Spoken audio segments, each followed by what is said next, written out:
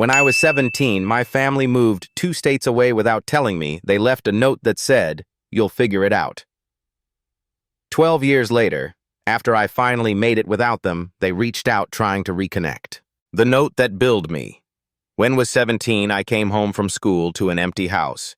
My family was gone, like that. No good explanations, just a note on the kitchen counter that read, "You'll it out." I stood, staring at those 4 words, my heart pounding in my chest. My parents, my younger, even the dog, they'd all vanished. The house felt hollow, like a shell of what it once was. My entire world had been ripped out from under me.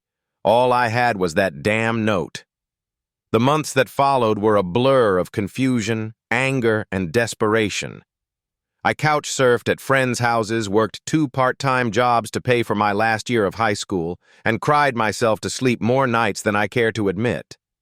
I felt abandoned, betrayed, and utterly alone. But that note, those words, haunted me.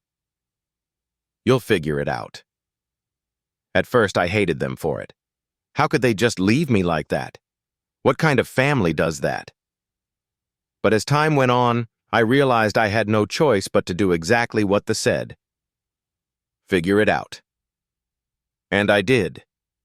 I graduated school by the skin of my teeth, enrolled in community college, and worked my way through it. I learned to rely on myself, to trust my own instincts, and to build a life that entirely mine. It wasn't easy.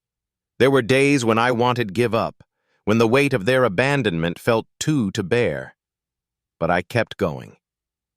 12 years later, I was standing in my own apartment, looking at a letter that had just arrived in the mail.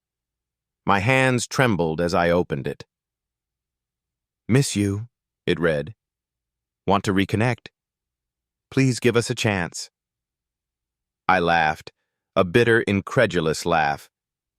12 years, 12 years of silence, of wondering why they left, of picking up the pieces of my life on my own. And now they wanted back in? I thought about everything I'd been through, the sleepless nights, the hunger, the loneliness. I thought about the person I'd become, the strength I'd found within myself. They didn't get to see that. They didn't get to be a part of it. But a part of me, could I ever forgive them? Could I let them back into my life after everything they'd done? I wasn't sure. So I wrote them a note of my own, just 4 words. I figured it out.